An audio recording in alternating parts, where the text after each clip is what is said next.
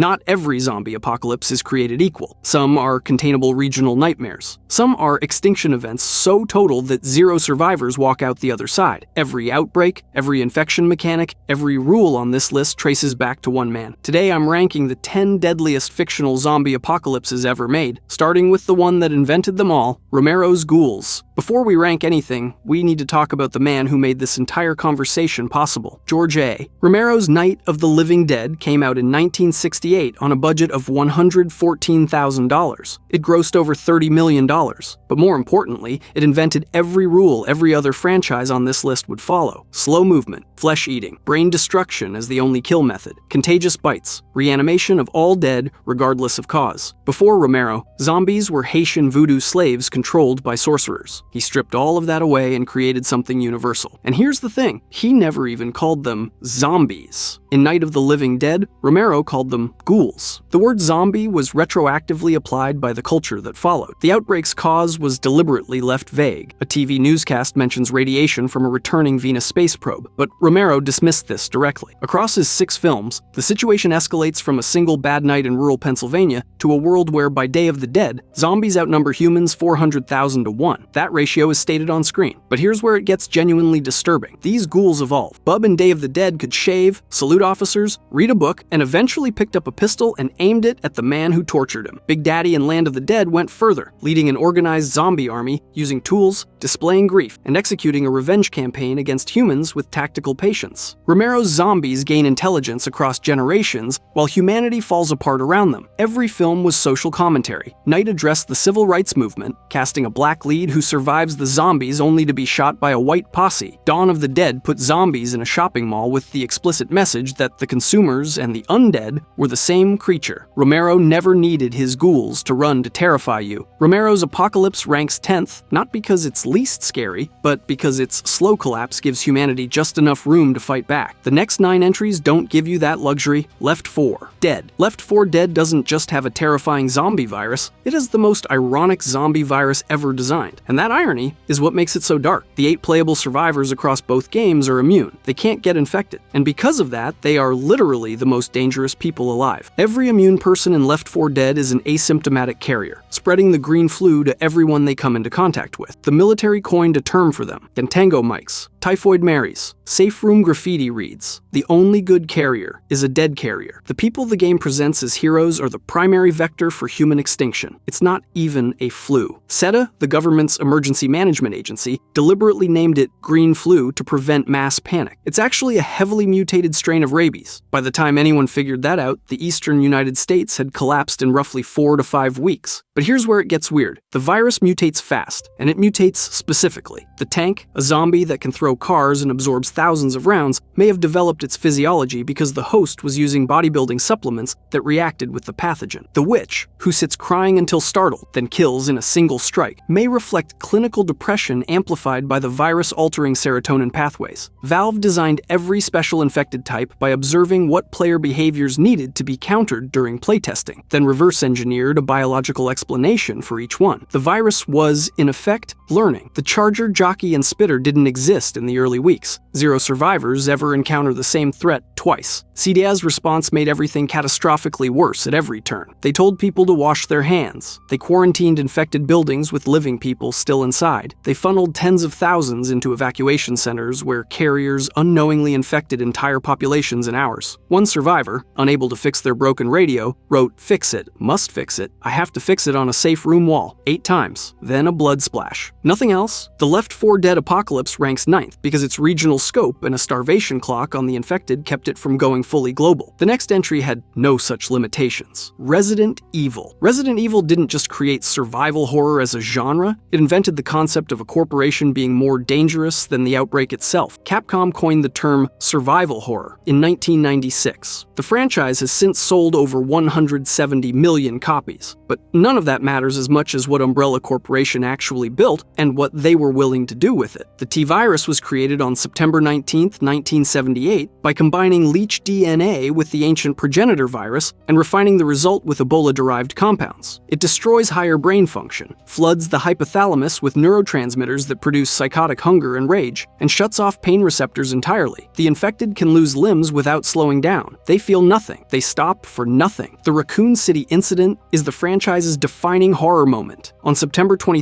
1998, the T-virus contaminated the city's water supply. Within 7 days, the entire population of approximately 100,000 people was dead or infected. On October 1st, the US government destroyed the city with a thermobaric missile. 1 week, one city, gone. And then the US covered it up. But the T-virus is just the opening act. The G-virus causes grotesque continuous mutations in living hosts. Las Plagas are ancient parasites enabling full mind control while preserving the host's combat capabilities. The C-virus can be aerosolized to zombify entire city blocks in seconds. Then there's the Ouroboros virus, designed by Albert Wesker for deliberate global genocide, engineered to kill everyone without a rare compatible genetic trait while granting the surviving minority superhuman abilities. The real product was never the bioweapon. The real product was human extinction managed by a self-appointed elite. Here's the detail that nobody talks about. Some T-virus zombies retain fragments of consciousness. In the Resident Evil 3 remake, zombie Brad Vickers pauses during an attack and appears to apologize to another character before biting them. The person inside the monster may still be in there, fully aware, unable to stop what their body is doing. Resident Evil ranks 8th because its apocalypse, as catastrophic as it gets, has always been containable in theory. Raccoon City could be destroyed. The next 5 entries on this list had no off switch. Train to Busan. Most zombie franchises take weeks to collapse a civilization. Train to Busan did it in a single working day. Director Yeon Sang-ho's 2016 film takes place almost entirely on a KTX train ride from Seoul to Busan. That journey takes 6 hours. By the time the survivors arrive, South Korea is finished. An entire modern industrialized nation with 51 million people, a standing army, and one of the most advanced technological infrastructures on the planet gone before dinner. The virus was bioengineered by a biotech company that the film's protagonist, hedge fund manager Seok Woo, had financially propped up to prevent its bankruptcy. The man trying to save his daughter on that train is directly responsible for the outbreak killing everyone around him. Yeon built guilt into the protagonist's DNA. The infection mechanic is one of the most unique in the genre. Transformation speed is directly proportional to how close the bite is to the brain. A neck bite converts in seconds. A limb bite gives the victim a few agonizing minutes of full awareness before it takes over. People watch themselves turn. But the specific thing that makes these zombies terrifying isn't their speed, it's their vision. Train to Busan zombies are completely blind in the dark. They sprint, they swarm, they climb over each other in tidal waves. But the moment a light source disappears, they stop. Completely. When survivors covered the train windows with newspaper, the infected calmed instantly. This mechanic matters because there are 0 firearms in the film. Every character survives or dies purely on physical strength, wit, and whether the person next to them is willing to help. That last point is where the real horror lives. Yeon drew direct inspiration from the Seawolf ferry disaster of 2014, where 250 high school students drowned while adult crew members abandoned ship. Train to Busan has a businessman who survives by using other passengers as human shields and bait. He is the film's true villain. The zombies are just the mechanism. Train to Busan ranks 7th because, as devastating as it is, the ocean stopped it. The next 4 entries had no borders at all. 28 days later, the rage virus doesn't give you time to say goodbye. It converts a human being in 10 to 20 seconds flat. A single drop of infected blood in the eye. 15 seconds later, the person you were standing next to is gone. Not dead, not undead. Very much alive, locked in permanent homicidal rage, with superhuman endurance driven by non-stop adrenaline that lets them ignore amputations, ignore fire, ignore everything except killing you. The only insight anyone ever got into what transformation feels like came from the first human infected, an animal rights activist who freed a chimp from a research lab. Her last coherent words were, "I'm burning. These are not zombies." Danny Boyle has never accepted the label. The infected in 28 days later are living, breathing humans. They also have a heightened sense of smell that detects emotional states, meaning they can literally smell the difference between themselves and the uninfected. The reason infected don't attack each other isn't loyalty, it's chemistry. That also means they can starve. The rage virus overrides the instinct to eat, giving the infected a built-in expiration date. In the original canon, they were dead of starvation within 5 to 9 weeks. Britain fell in 28 days. NATO declared an epidemic by day 8, quarantine by day 15, total loss by day 28. The ocean saved everyone else. then 2025's sequel, 28 years later, changed the rules entirely. The Rage virus has mutated over 28 years. The infected can now feed on wildlife, eliminating the starvation timer entirely. Alpha infected show increased intelligence and coordination. And the confirmed sequel, 28 years later, the Bone Temple reveals US military black ops were experimenting with the virus in Scotland as a performance enhancer for soldiers. The infection wasn't just a tragedy. Someone was trying to weaponize it. 28 days later ranks 6th, because its original design carried a death sentence for the virus itself. The next 4 entries were not so conveniently self-limiting. Dying Light. Dying Light has the most devastating pandemic by raw numbers of any franchise on this list. 98% of the global human population is dead or infected. Roughly 15 million survivors remain on a planet that used to hold 8 billion. And the worst part is that it was completely preventable. Twice. The original heron virus was containable, quarantined within a single Middle Eastern city. But the global relief effort, the organization tasked with saving heron, was simultaneously running secret level 4 bioweapon research on the virus. In October 2021, their lab in Geneva had a containment failure. The weaponized strain, THV, the tachytransmissive heron virus, escaped. World governments collapsed within 2 years. By 2024, one functioning city remained on the entire planet. The GRE didn't just fail to contain the apocalypse. They manufactured the version that actually ended the world. But the reason Dying Light ranks above everything before it isn't the death toll. It's the night. During daylight, the infected are slow and manageable. But every single day at sunset, the volatiles emerge. Apex predators adapted to darkness. They match the player's parkour capabilities exactly, outrun humans on flat ground, and kill in 1 or 2 hits. Uniquely among all infected on this list, they are fully nude. 0 remnants of clothing remain, because their cellular structure mutated so completely that fabric ceased to exist on their bodies. Their only weakness is UV light. Every player who has loaded Dying Light knows the exact feeling of watching the sky turn orange. Dying Light 2 makes it personal. The player character Aiden Caldwell is also infected. He wears a biomarker wristband attached to his vein by an elastic needle, with LED diodes shifting from green to red as infection progresses. Being in darkness actively advances his transformation. Every second of nighttime exploration is a race against his own biology. Stage 3 infection is described in the lore this way. Everything is itchy, so you scratch yourself until there is no skin anymore, just one big open wound. The GRE's final act of catastrophic failure came on January 6th, 2025, within the game's timeline. Chemical bombing campaigns intended to save humanity instead spawned entirely new mutant types. All 19 remaining safe haven cities were then destroyed by missile strikes. Nobody knows who ordered them. Humanity didn't fall because the virus was unbeatable. It fell because the people in charge of saving it made it worse every single time they intervened. Dying Light ranks 5th because 15 million survivors means humanity technically still exists. The next 4 entries couldn't say that with any confidence. The Walking Dead. The Walking Dead's zombie virus is the most boring pathogen on this entire list, and that is exactly what makes it the most terrifying. There are no special infected, no apex predators, no mutations. The wildfire virus does one thing. It reanimates every human corpse, regardless of cause of death. Heart attack, car accident, old age, suicide. Every death from any cause produces a new walker unless the brain is destroyed first. It's airborne, with an estimated 99.9% infection rate, and by the time anyone noticed it existed, every living human on Earth was already carrying it. Nobody got a warning. Nobody got a choice. You were infected before the apocalypse started. The reanimation window runs from 3 minutes to 8 hours. Dr. Edwin Jenner at the CDC documented his wife reanimating at exactly 2 hours, 1 minute, and 7 seconds. He watched it on a brain scan. Higher function extinguished. Then something else reignited from the base of the stem. Whatever came back was not her. The US government's fatal error was concentrating survivors in cities. Since everyone was already a carrier, every death inside those walls created a new threat within the perimeter. The pandemic was declared August 25th, 2010. Societal collapse followed 2 days later on August 27th, Monument Day. The US government lasted 16 days. The military napalmed every major American city, including Atlanta. Robert Kirkman stated in canon that the dead outnumber the living 5,000 to 1, with roughly 1.6 million humans surviving worldwide. There are vast dead zones out there. There's like 10 people living in all of Montana. But here's where it gets worse. Variant walkers nobody saw coming. Burn Burners in France have acidic skin that causes severe chemical burns on contact, the result of failed laboratory experiments. A Walker King in New York is a superorganism, multiple walkers fused into a single entity. And the French lab connection, confirmed in World Beyond's finale, revealed the virus was deliberately engineered. A French scientist's final message states plainly, "You started this, all the teams, then you made it worse." CRM military modeling in The Ones Who Live projects total human extinction in approximately 14 more years, not from walkers, but from environmental collapse and diseases incubating in billions of decaying corpses across every continent. The walkers were never the endgame. The math was. In a since-deleted tweet, Kirkman responded to a fan asking about the virus's origin with 2 words: space spore. The Walking Dead ranks 4th because the extinction clock is still ticking. The next 3 entries had already finished counting. The Last of Us. Most zombie franchises get less dangerous as years pass. The Last of Us works in the exact opposite direction. The longer the cordyceps brain infection runs, the worse the enemy becomes. These aren't reanimated corpses. The mutated cordyceps fungus keeps its host alive throughout the entire infection. Living humans with hijacked brains, potentially still conscious, completely unable to control what their body does. Runners in Stage 1 have been documented crying during attacks. Whatever remains of the person inside cannot stop what is happening to them. Cordyceps evolves the host continuously, and every stage is more lethal than the last. Stalkers develop ambush intelligence within weeks. Clickers, infected for years, grow dense fungal plates across their skulls that make headshots nearly impossible and navigate entirely by echolocation. Bloaters, infected for decades, are encased in full-body fungal armor and hurl mycotoxin spore bombs lethal on contact. Each stage is built on the ruin of the one before it. Then there is the Rat King, found sealed in a Seattle hospital sub-basement in Part 2. The Rat King is a superorganism of multiple stalkers, clickers, and a bloater fused together by 20-plus years of fungal growth. It crashes through reinforced walls, absorbs enormous damage, and breaks apart mid-fight to release independent infected attacking from multiple directions. It is named after the real phenomenon of rats knotting together by their tails. The development team described it as what happens when you seal infected in a room and come back 2 decades later. The Rat King is time itself turned into a monster. Civilization collapsed in approximately 3 days. The outbreak began in a Jakarta flour factory whose contaminated products hit global shelves before anyone identified the source. Cereal, bread, pancake mix. By Monday of outbreak week, Joel says simply, everything was gone. Within the first year, roughly 60% of humanity was dead or infected. After 20 years, an estimated 99.9%, leaving perhaps 10 million people from 8 billion. The HBO show added one detail that makes the infection geometrically worse. Underground mycelial networks stretching miles beneath city streets connect every infected into a single hive mind. Step on a patch of cordyceps in one location, and dozens of infected wake somewhere else entirely. The fungus isn't just in the hosts. It's in the ground. It's everywhere. Penn State entomologist David Hughes, Naughty Dog's scientific advisor, noted one fact that recontextualizes the entire franchise. Fungi already kill 1.3 million people every year in the real world. More than malaria. The Last of Us didn't invent a new threat. It just let an existing one finish the job. The Last of Us ranks 3rd. The next 2 entries didn't leave 10 million survivors. They barely left anyone. I am legend. Before we talk about the Crippen virus, we need to talk about where every franchise on this list actually came from. George Romero admitted it directly. He ripped off a 1954 novel by Richard Matheson called I Am Legend when making Night of the Living Dead. That novel invented the pandemic apocalypse template. Every infection mechanic, every societal collapse scenario, every lone survivor narrative descends from one book that isn't technically even about zombies. The 2007 film starring Will Smith takes that foundation and builds the most statistically devastating pandemic in fiction on top of it. Here are the numbers. Dr. Alice Crippen genetically re-engineered the measles virus as a cancer cure. She tested it on 10,009 patients. Every single one was cured. Then it mutated. Of Earth's approximately 6 billion people, 90% killed outright. That is 5.4 billion dead. 9% mutated into Darkseekers, roughly 588 million feral predators. Approximately 12 million immune survivors on the entire planet. The virus went airborne in December 2009. Manhattan was quarantined. Both bridges were destroyed. By 2012, New York is overgrown. Deer run through Times Square. Lions from the Bronx Zoo have established a pride on the island. Robert Neville is the only human in the entire city. But here's the detail that changes everything. The Darkseekers are not mindless. They set elaborate traps, copying Neville's own rope snare design back at him. They domesticate infected dogs. They organize coordinated expected hunts led by an alpha male with a clear social hierarchy. And in the alternate ending, the one director Francis Lawrence confirmed was his intended version, the alpha male draws a butterfly on the glass of Neville's laboratory. A butterfly matching a tattoo on the female Darkseeker Neville has been experimenting on. He came for a rescue. He came for her. Neville has been kidnapping and experimenting on sentient beings the entire film. That is what the title means. Robert Neville has become a terrifying legend to a new civilization that replaced humanity, exactly as vampires were once legends to us. Matheson's point, made in 1954, was that man's time as the dominant species had ended. I Am Legend 2, slated for 2026, will canonize this alternate ending. The Crippen virus didn't just kill humanity, it replaced us with something else entirely. I Am Legend ranks second, but it still left 12 million survivors. The #1 spot left the question of survival open in a way that is genuinely hard to argue against. World War Z. Every franchise we've covered today has something in common. A single point of failure, a city that could be destroyed, an island that could be quarantined, a virus with a starvation timer, a corporation that could theoretically be stopped. World War Z has none of that. It never did. Max Brooks's 2006 novel is the most meticulously researched, geopolitically comprehensive, and ultimately hopeless zombie apocalypse ever committed to fiction. The Solanum virus is 100% communicable, 100% fatal, has no cure, no vaccine, and no known natural origin. A single organism begins infection. Rapid amputation of a bitten limb has only a 10% success rate. The oldest confirmed Solanum case dates to approximately 3000 BCE in Egypt. This virus has been circulating for 5,000 years, and the zombies it produces require no food, no water, no oxygen, and no rest. They function indefinitely. Brooks described their energy source as a baffling mystery his in-universe scientists never solved. They simply keep going, forever. Patient Zero was a boy in New Dachang, China, bitten near the Three Gorges Dam. China's Politburo covered it up, engineering a military standoff with Taiwan as distraction. The virus spread globally through emigration, human trafficking, and infected organs sold as transplants. A fraudulent vaccine called Phalanx, actually a repurposed rabies shot with zero efficacy against Solanum, created a false sense of security while infection spread freely beneath the surface. Then, the Great Panic hit. More people died from rioting, stampedes, and governments killing their own citizens than from zombie attacks. Iran and Pakistan destroyed each other in a nuclear exchange over refugees. Russia executed every 10th soldier to suppress mutinies. Approximately 11 million North Americans died of exposure fleeing into the Canadian wilderness in winter. Nobody killed by a zombie. The Battle of Yonkers was the moment the world understood it had already lost. The US military deployed Cold War shock and awe doctrine against an enemy that feels zero fear, zero pain, and has no morale to break. Soldiers trained to shoot center mass, not heads. The Land Warrior helmet camera system fed troops live footage of their comrades being torn apart in full resolution. Satellite imagery revealed a horde stretching from Times Square to Yonkers, millions strong, still advancing. A complete rout. Broadcast live on international television. The US president suffered a nervous breakdown. The survival strategy that turned the war was the Rediker Plan, adapted from an apartheid-era South African doomsday protocol. It deliberately sacrificed large civilian populations as zombie bait, while fortified safe zones rebuilt military capacity. Nelson Mandela personally endorsed it. The emotional shock broke its creator's mind entirely. The plan worked. That is the most disturbing sentence in the entire novel. North Korea's response remains the eeriest data point in the book. All 23 million citizens vanished underground simultaneously. Nobody has heard from them since. Nobody knows if a single person survived. Even after humanity won the war, Solanum kept going. Millions of zombies still walk the ocean floor. They emerge from Arctic permafrost every spring. They have driven all subarctic baleen whale species to complete extinction. The war lasted roughly a decade and killed approximately 2/3 of humanity. The cleanup will last generations. Brooks drew every institutional failure directly from real history. His zombies are slow and individually pathetic by design. As he explained, I wanted them to be easily defeatable, because therefore if they did take over, it would be our loss, not their win. That's the point of all of this. Every franchise on this list, from Romero's Ghouls to Solanum, ends the same way. Not because the infected are unstoppable, but because the humans in charge of stopping them always find a way to make it worse first. The corporations, the governments, the cover-ups, the denial. The zombies were never the real enemy on any of these lists. They just made it impossible to pretend otherwise. If you enjoyed this video and want to see more, click the video on the screen now.